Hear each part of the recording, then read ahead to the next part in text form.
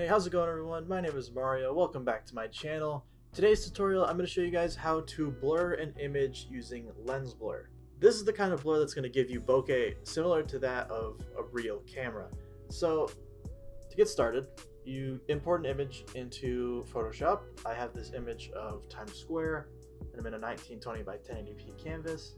So pretty much what you're going to want to do is duplicate the layer using Ctrl J, and then you go to Filter, Blur, Lens Blur, and pretty much it's super simple from here. You change the shape to octagon because that's going to give you the most crisp and round bokehs.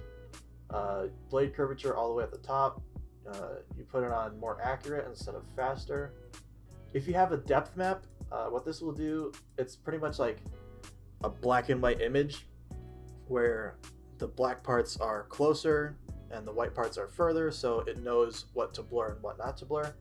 But anyway, you just mess with the stuff in the iris tab.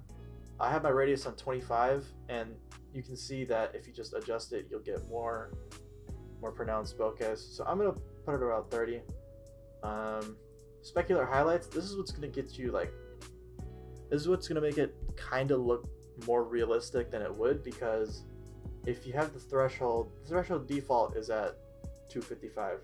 You can see when you mess with the threshold that you can see that the exposure kind of gets a lot more higher in a way. I don't know how to say it. But anyway, just mess with the brightness and you can see noticeable differences. And then when you're done, just click OK.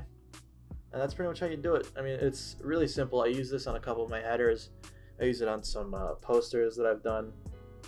So hey guys, thank you for watching. I hope this helped you. If you enjoyed the video, please give it a like and don't forget to subscribe. Thank you.